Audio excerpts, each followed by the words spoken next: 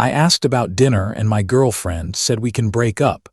So I changed the locks, stacked her things by the door, removed her from every account in my name, let the locksmith replace the key the next morning, and kept the breakup when she begged to come home. Welcome back to AF Tales. Today's story is about a girlfriend who turned a simple question about dinner into a breakup threat and never expected her boyfriend to take her seriously. As you listen, think about the moment where you would have stopped making excuses for the person you loved. My name is Matt. I was 30 when this happened, and my girlfriend Olivia was 27. We had been together a little over 2 years, and for the last year we had been living together in my apartment. The lease was in my name. The utilities were in my name. The internet, the streaming accounts, the emergency contacts, all of it ran through me. On paper, it was my place. But by the end, it felt like I was the one renting space inside her moods. That sounds dramatic, but that is what a bad dynamic does. It grows so slowly you do not notice it until one day you realize you are asking permission to feel normal in your own home. The whole thing finally broke over dinner, or really over what dinner represented. I came home late from work that day, tired in the way that makes your thoughts feel heavy. It had been one of those days filled with stacked meetings, constant pings, and people needing things from me every 10 minutes. Olivia had been home since mid-afternoon. When I walked into the kitchen, I already knew what I was going to find, and I was right. Nothing was cooking. The sink was empty. A few takeout menus were spread across the counter like a plan that had never turned into action. I kept my tone neutral because I was not trying to start anything. I just asked, "Did you end up making anything?" She let out this long, dramatic sigh like I had asked her to do something outrageous. "No, I didn't feel like it," I nodded once. "Okay, could you maybe make something, or we could cook together?" That was it. That was the whole question, no accusation, no attitude, just a tired guy asking a normal question in the home he paid for. And then she said it. "If you don't like it, we can break up." Just like that, flat, casual, no build-up, no emotion behind it, like she was reaching for a familiar tool she had used before. It was not said like a sad possibility. It was said like a weapon. A quick way to end the conversation by making the stakes so high I would back down immediately. I remember standing there for a second, honestly waiting for her to smile or soften or say she was joking. But she just looked at me like I was the one being unreasonable. Then she added, "I'm not your mom. I don't owe you dinner." I said, "I didn't say you did, I just asked." And she snapped back, "If you don't like how I do things, we can break up." That was the moment something in me went cold and still, not angry, not heartbroken, just clear. I think sometimes the worst part of a relationship is not the fighting. It is the moment you finally understand the pattern. So I said, "Okay." She looked up. "Okay, what?" "Okay," I repeated, "if that's what you want." She smirked and turned back to her phone. "Good, then stop complaining." She thought she had won. That was obvious. To her, this was just another argument she had shut down with one sentence. Another moment where I would retreat, smooth things over, and act like I was the difficult one. She thought I was surrendering. What she did not understand was that I had finally decided to believe her.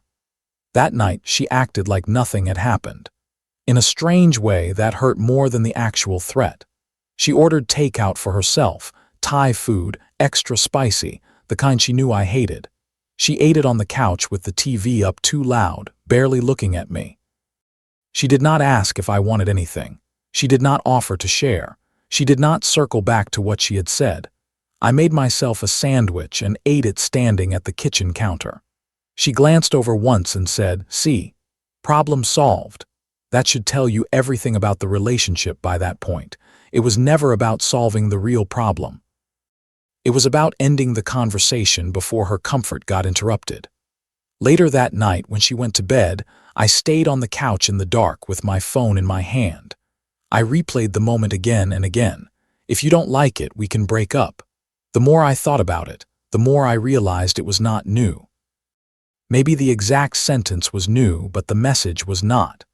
She had used different versions of it before. Anytime I brought up effort, fairness, balance, or respect, there was always some bigger emotional threat hanging over the conversation. Maybe not always breakup, but something close enough. Enough to make me pull back. Enough to make me apologize for asking for basic consideration. This is where a lot of people stay stuck. They tell themselves it is only a bad mood, only a rough patch, only one sharp comment. But when the same pattern keeps showing up, it stops being an accident. I did not yell. I did not pack a bag to make a point. I did not march into the bedroom and demand some late-night talk. I just opened my laptop and started making a list. Everything in my name, everything connected to me. The lease, utilities, account access, spare keys, emergency contacts, shared logins, things that were mine but had slowly become ours because I was too tired to question it. By midnight, I had scheduled a locksmith for the next morning. Earliest appointment I could get. At some point she rolled over in bed and mumbled, "Love you," half asleep. I did not answer. Instead, I typed one sentence into my notes app. She offered a breakup. I accepted. Then I closed the laptop and slept on the couch for the first time in a year. It was the best sleep I had gotten in months. The next morning was almost unsettling in how normal it felt. Olivia woke up humming in the shower like it was just another weekday. Like she had not tossed our relationship onto the table the night before over a simple request. I stayed on the couch, already dressed, and listened to her move around the apartment. When she came out wrapped in a towel and saw me sitting there, she paused. "You okay?" she asked. It did not sound caring. It sounded watchful. "Yeah," I said, "just up early." She shrugged and kept getting ready, coffee brewed. Makeup mirror on the counter. She talked about her day, complained about a coworker, asked if I had seen her black heels. I answered briefly and politely. At one point she said, "I might be late tonight, don't wait up." That line settled something in me. She still thought she controlled the pace of everything. She still thought the relationship was paused, not ended. At 9:12 that morning, she grabbed her bag, kissed me on the cheek, and said, "Don't be grumpy later. You know how you get." Then she walked out. The second the door closed, my phone buzzed. The locksmith was on the way. I moved through the apartment with a calm I still remember clearly. It was not rage. It was not revenge. It was the kind of focus that comes when a decision has already been made. I gathered her things carefully. Clothes, shoes, makeup, chargers, toiletries. I stacked everything neatly by the door. I did not throw anything out. I did not damage anything. I was not trying to punish her. I was drawing a line. When the locksmith arrived, he took one look at the bags by the door and asked, "Breakup situation?" I nodded. He gave me a tired little smile and said, "Good call.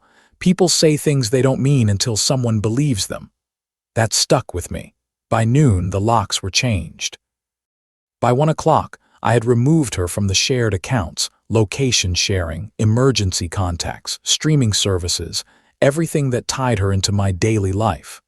Once that was done, I sat back down on the couch and waited. At 6:47 that evening, my phone lit up. "Hey, I'm outside. Why isn't the key working?" I looked at the message and did not answer. At 6:52, the calls started. Then the texts, then the voicemails. "Matt, answer me. What is this? Stop being dramatic." I let the phone buzz in my hand and set it face down. At 7:03, there was pounding on the door. Hard, sharp, angry, not the kind of knock that asks. The kind that assumes entry is automatic because it always has been. "Matt," she yelled through the door, "open this right now." I stayed on the couch. A moment later, another text came through. "You can't just lock me out. This is my home too." That one almost made me laugh, not because it was funny, but because it showed exactly how she saw things. Home when it benefited her. Burden when it required effort. Partnership when she wanted access. Independence when I wanted reciprocity. I finally texted back one sentence. "You said we could break up."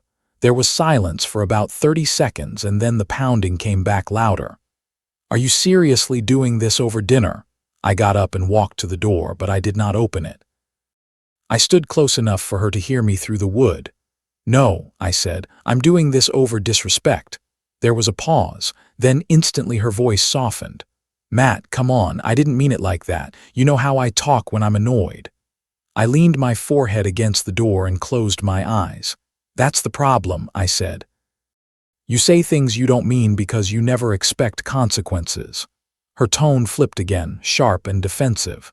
So what, you just decided this on your own? Yes, I said, just like you did. Another pause, then quieter this time, you're actually breaking up with me. I already did. After that, she stopped pounding. I went back to the couch, turned off my phone, and for the first time in a long time, the apartment felt peaceful. Not empty. Peaceful. There is a difference, and if you have ever lived with constant tension, you know exactly what I mean. I slept through the night.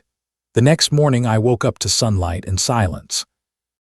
When I turned my phone back on, there were 17 missed calls from Olivia and a stack of texts that shifted tone every few messages. This isn't funny. You're acting insane. Open the door. We need to talk. Matt, please. That last one was new. I did not answer. I made coffee. I sat at the table she had claimed for months without ever cleaning. I listened to the quiet. Around noon, she left a voicemail. I played it because curiosity beat concern. Her voice sounded tired. I didn't think you'd actually do this. I was just mad. You always know that. You're really going to throw everything away over something so stupid. There it was, stupid. As if respect was a minor detail. As if the problem was my reaction and not the way she used our relationship like a threat whenever it suited her. I deleted the voicemail. An hour later, there was another knock at the door, much softer this time. Matt, she said through the door, I don't have anywhere to go tonight. I stood still in the hallway and listened. I'll grab my stuff later. We can cool off. Just open the door. This part is hard for some people to understand when they hear the story. They ask why I did not at least let her in for one night, but that was exactly the trap. The moment I opened the door, everything would slide back into negotiation. The pattern would restart. There would be tears, explanations, promises, maybe a few days of effort, and then eventually the same line in a different form. So I walked to the door and placed my hand against it. You told me we could break up, I said. So we did. For a second, there was no sound at all. Then she whispered, I didn't think you meant it. I did. I turned away and went into the bedroom. A minute later, the hallway outside went quiet. That was the moment, more than the locks or the texts, when I knew it had become real for her. The next 2 days were quiet in a way that felt deliberate. I went to work. I came home. I cooked for one. I slept diagonally across the bed she used to take over like a queen claiming territory. I barely checked my phone. I did not need to. Late on the second night, I turned it back on and saw 34 missed calls and more texts than I wanted to count. The early ones were angry. You can't just do this. You're overreacting. Everyone thinks you're being ridiculous. Then they changed. Matt, please answer. I didn't mean it like that. I was joking. You know that. Joking. That was the new version. First it was stupid. Then it was a joke. That is another red flag people should pay attention to. When someone hurts you, and the first thing they do is rename their behavior instead of owning it, they are still trying to control the story. At 113 in the morning, another message came through. I'm at Rachel's and she says I can stay one more night. I don't know what you want from me. I can't sleep. I read it without reacting. The distance had already changed something in me. The guilt that used to rise automatically just was not there anymore. Space can be very honest. Sometimes it shows you how much calmer your life gets the second you stop being managed by someone else's moods. At 206 came the message that told me she finally understood she had lost the leverage. Please, I'm sorry. I'll make dinner. I'll do better. Just let me come home. I stared at that one for a long time, not because I believed it, because I recognized it. That was bargaining. Not understanding, not real accountability, just fear. She was not suddenly transformed by insight. She was reacting to the fact that the strategy no longer worked. I put the phone face down and went to sleep. The next morning, I woke up rested. No knot in my stomach. No urge to check my messages. No anxious countdown to the next argument. Just quiet. By the third day, word had started getting around. I could tell because people who normally never involved themselves in my relationship suddenly had opinions. A mutual friend texted me asking if I was okay. One of my coworkers, who had met Olivia twice, sent a message saying she heard I had locked my girlfriend out over a joke. A joke. That was the public version now. I did not bother defending myself. I did not send screenshots. I did not explain the whole history. I had spent too much of that relationship explaining myself to someone committed to misunderstanding me. I had no interest in doing it for an audience. That afternoon, there was another knock, gentle this time. I looked through the peephole and saw Olivia standing there in a hoodie that used to be mine, hair tied back, no makeup. She looked smaller somehow, like certainty had finally drained out of her. "Matt," she said quietly, "can we please talk?" I stayed on the other side of the door. "I know I messed up," she said. "I shouldn't have said that. I was tired. I didn't mean it," again with those words. "You say things you don't mean," I replied, "because you don't expect consequences." She swallowed. I could hear it in her voice. "I didn't think you'd take it seriously." "That's the problem," I said. "I did." Her voice cracked a little. "I don't understand how you could just flip like this." I leaned against the wall beside the door and said the truest thing I had said in a long time. I didn't flip. I finally stopped bending. There was silence after that. Then she said, "I'll change. I swear I won't say stuff like that anymore." I believed she meant it in that exact moment. I also knew it would last only as long as the fear lasted. Once comfort returned, the pattern would return with it. "I'm not interested in promises," I said. "I'm interested in peace." She stood there another minute, maybe waiting for me to soften. When I did not, she walked away. I watched through the peephole until she disappeared down the hall, and for the first time I did not feel guilty. I felt settled. After that, the quiet changed. It was no longer the silence of conflict waiting to restart. It was the silence of something truly ending. I cleaned the apartment because I wanted to, not because I was trying to distract myself. I threw out the candles she always bought because they were a vibe. I cleaned the fridge of things I never liked but had learned to tolerate. I moved the furniture back to places that made sense to me. It was strange how much room came back once she was gone. That night, I cooked an actual meal and ate it at the table with my phone face down and the TV off. No commentary, no mood, no tension humming under every small exchange, just dinner. Around midnight, my phone buzzed with one message. "I can't believe you're really okay with this." I read it and understood something important. She still thought this was about pride, about winning, about who would break first. She did not understand that peace can feel better than being chosen by the wrong person. I did not answer. The begging continued for a while after that, but differently. Fewer calls, slower texts, messages that sounded almost careful. "I didn't sleep last night. I keep replaying everything." "I didn't mean it like that, Matt." One afternoon, I came home to find a bag outside my door. Inside were some of my clothes she had borrowed over time, folded neatly.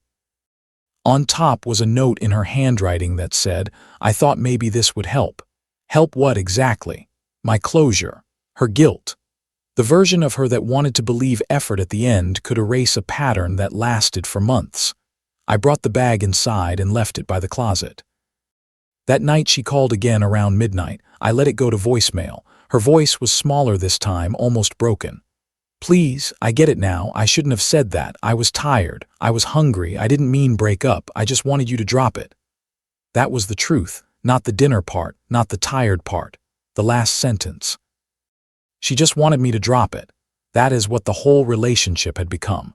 Not two people solving things together, one person using pressure until the other person gave up. Then she whispered, "I didn't think you'd actually do it. I didn't think you'd actually be okay without me." I listened to the rest in silence, and then deleted it. A week passed. That matters because a week earlier I would have been checking my phone every 5 minutes, waiting for the next emotional shift, the next demand hidden inside a joke, the next moment where I had to decide whether peace was worth swallowing one more thing. A week later, none of that existed anymore. The apartment did not feel emptier. It felt mine again.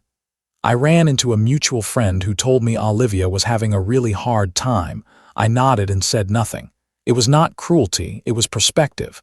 People who casually threaten to leave rarely expect to be taken seriously. They expect fear, compliance, silence. They expect the other person to hurry in and prove they are worth staying for. When I said okay, I did not yell. I did not insult her. I did not create drama. I just accepted the terms she offered. She thought dinner was the issue. She thought the locks were the punishment. She thought the silence was cruelty. She was wrong. The issue was the moment she treated the relationship like leverage. The locks were just logistics, and the silence was peace. 2 nights after the begging started, I slept 8 hours straight without waking up once. No dreams, no tightness in my chest, just rest. The kind that comes when your life stops feeling like something you have to negotiate your way through. It has been enough time now for me to say this clearly. I do not regret it. She asked for a breakup like it was a threat. I gave her exactly what she asked for, and then I kept it. And that is the story. If there is anything worth taking from this, it is simple. Lesson 1. When someone keeps using the relationship itself as a weapon, the problem is not the argument in front of you. The problem is the pattern underneath it. Lesson 2. People who expect endless chances often confuse your patience with weakness. Lesson 3. Peace is not a small thing. If being alone feels calmer than being with someone, that tells you something important. Lesson 4. Consequences are not cruelty. Sometimes they are the first honest answer a person has ever heard. Lesson 5. If someone only starts respecting you after they lose access to you, that is not growth you can build a future on. Lesson 6. It is okay to take people at their word when their word reveals exactly how little care they have for your side of the relationship. So now I want to ask you, what would you have done the moment she said, "If you don't like it, we can break up"? And have you ever dealt with someone who only realized your value after you stopped bending for them?